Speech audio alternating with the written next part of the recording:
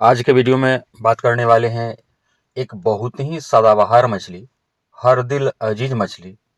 सारे किसानों का फोकस रहता है इसी मछली के ऊपर। सर्वे किया जाए तो लगभग 90% इंडिया के किसान हैं जो इस मछली को पालना अवश्य चाहते हैं। इससे पहले कि हम वीडियो शुरू करें, थोड़ा सा इंट्रोडक्शन हम अपने आप के बारे में देना चाहेंगे। मेरा नाम बबलू सिंह, बिहार हाजीपुर के रहने वाले।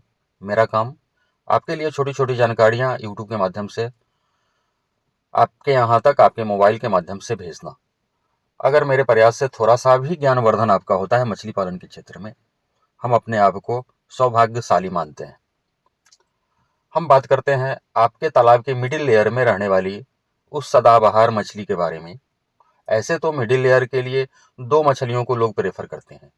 जब हम लोग बात करते हैं आईएमसी के बारे में, आईएमसी के अंतर्गत कतला, रोहू और मृगल आता है। दूसरी तरफ विदेशी कार्प, जिसमें सिल्वर कार्प, ग्रास कार्प और कॉमन कार्प आता है। तो ये छह तरह की मछलियां लोग अपने तालाब में मिक्स कल्चर करते हैं, मिला जुला करके पालन करते हैं। और इसका मतलब ये नहीं है कि वे 6 तरह की मछलियां पालते हैं तो बहुत बुरा करते हैं। ये जो आईएमसी का पालन होता है ना, अगर आप चाहें तो इस सदाबहार मछली का सिंगल कल्चर नहीं हो पाएगा। क्योंकि जब आप आईएमसी या फिर विदेशी कार्प का पालन करते हैं, आपके तालाब में 3 लेयर बनता है, ऊपर का लेयर, मिडिल लेयर और नीचे का लेयर। तो आपको तीनों लेयर की मछलियां डालते हैं, तब जाकर के प्रॉपर प्रॉपर बेनिफिट आपको मिलता है, सही फायदा आप उससे उठाते हैं। ज़्यादा विलंब नहीं करते हुए हम उस सदाबहार मछली के बारे में आपको जानकारी देते हैं और नाम हम पहले क्लियर करते हैं। ये मिडिल लेयर में पाली जाने वाली सदाबहार मछली, जिसका नाम ग्रास कार्प है। ऐसे तो बहुत सारे लोग ग्रास कार्प के साथ साथ मिडिल लेयर के लिए रोहू मछली का भी पालन करते हैं, लेकिन आपको समझना पड़ेगा, जब आप रोहू और ग्रास कार्प के बीच तुलना करते हैं, दोनों के ग्रोथ में काफ़ी अंतर है। हाँ, बहुत सारा एरिया है बिहार में खास करके, या फिर अदर स्टेट में भी, यूपी की भी बात करें तो वहाँ भी रोहू का डिमांड है। बिहार में भी दरभंगा, मधुबनी एरिया में रोहू का डिमांड ज़्यादा है। और एक किसान ऐसे हैं यूपी फर्रुखाबाद के रहने वाले रामचंद्र जी, जिनका नाम है, हमारे 5 साल 6 साल पुराना कस्टमर है। रोहू मछली का बहुत बेहतरीन पालन करते हैं।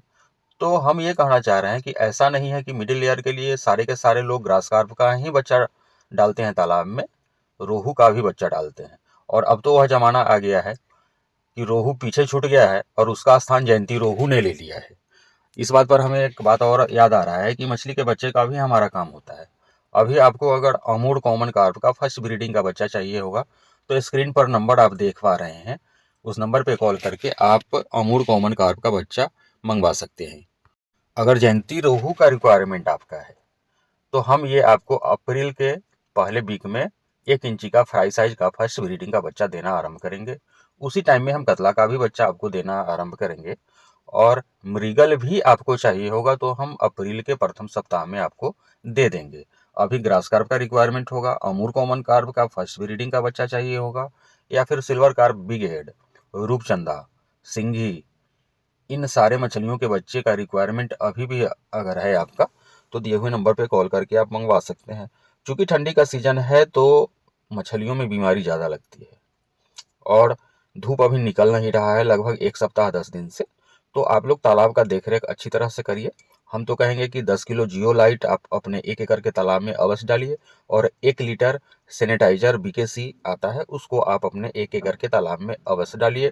और दिए हुए नंबर पे कॉल करके आप कैश ऑन डिलीवरी का फ़ायदा उठा सकते हैं। 10% पेमेंट डालेंगे, बाकी का 90% पेमेंट जब माल आपके पास पहुंच जाएगा उस समय डालेंगे। हम बात कर रहे थे ग्रास कार्प, सदाबहार मछली के बारे में। आप लोगों को पता होना चाहिए कि ग्रास कार्प एक ऐसी मछली है जिसमें सबसे कम खर्च आता है 1.5 किलो 2 किलो साइज बनाने में। सबसे कम खर्च आता है और सबसे कम समय भी यह लेता है 2 किलो होने में। वहीं अगर हम कंपैरिजन करते हैं ग्रास कार्प के साथ मिडिल लेयर में रहने वाली दूसरी मछली रोहू, नहीं अब जयंती रोहू का हम कंपैरिजन करते हैं, तो जयंती रोहू का भी ग्रोथ फास्ट होता है, परंतु ग्रास कार्प से अगर हम तुलना करते हैं तो यहाँ भी ग्रास कार्प ही आगे निकल जाता है। जयंती रोहू अगर 1 किलो होने में लगभग 10 महीने टाइम लेता है, वहीं 8 महीने में ग्रास कार्प मछली आपका 1 किलो साइज पकड़ लेता है। अगर आप बच्चा 50 ग्राम का डालते हैं तो हाँ, 1 इंची साइज का बच्चा डालेंगे तो थोड़ा टाइम ज़्यादा लगेगा।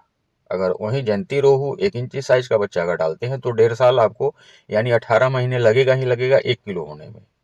और अगर 1 इंची साइज का बच्चा आप ग्रास कार्प का डालते हैं तो 12 महीने 11 महीने में आराम से यह 1 किलो हो जाता है। अब डिपेंड आप पर करता है कि आप किस एरिया से इस वीडियो को देख रहे हैं, आपका मछली पालन कहाँ पे है इंडिया में, और वहाँ डिमांड ज़्यादा किस मछली का है। अगर आपके यहाँ भी डिमांड ग्रास कार्प का है और रेट भी आपको बेहतर मिलता है रोहू मछली के तरह का, तो फिर रोहू मछली के बच्चे तालाब में डालने से क्या फ़ायदा। आप सिर्फ मिडिल लेयर के लिए ग्रास कार्प के ही बच्चे डालिए, कम समय में बेहतर ग्रोथ पाइए, और समय कम लगता है और इन्वेस्टमेंट भी न के बराबर आता है, क्योंकि इसे हरा चारा ही तो देना है जो इधर उधर से आप इकट्ठा करवाएंगे और अपने तालाब में डालेंगे। अब जैसे ठंडी का सीजन चल रहा है, गोभी का अभी सीजन चल रहा है, पत्ता गोभी का सीजन चल रहा है, आप चाहेंगे अभी भी अगर आपके तालाब में ग्रास कार्प मछली है तो आप गोभी के पत्ते डालेंगे, ये मछलियाँ खूब खाती है। और एक इन्फॉर्मेशन हम और देना चाहते हैं इस सदाबहार मछली के बारे में। ठंडी का सीजन है, फिर भी यह इकलौती ऐसी मछली है जो तालाब के ऊपर आकर के हरे चारे को बड़े आसानी से, बड़े प्रेम से, ठंडी का बिना डर के यह ऊपर आकर के खाती है। और जब यह दाना खाएगी, चाहे वह गोभी का पत्ता ही क्यों न हो, तो ग्रोथ आएगा ही, स्वाभाविक है। तो आप रोहू पर से ध्यान थोड़ा सा ग्रास कार्प की तरफ लाइए और फिर अपने मछली पालन को बड़े ही आराम से स्मूथली चलाइए। और हम बताना चाहेंगे ठंडी के दिनों में एक बार फिर से 10 किलो जियोलाइट अपने तालाब में डालिए, चूने का प्रयोग करिए, 1 लीटर सैनिटाइजर बीकेसी डालिए, हल्दी का भी प्रयोग कर सकते हैं, नमक का प्रयोग निरंतर महीने में 2 बार करिए। इस तरह से आप अपने मछली में होने वाली बीमारियों से बचाइए। बहुत बहुत धन्यवाद।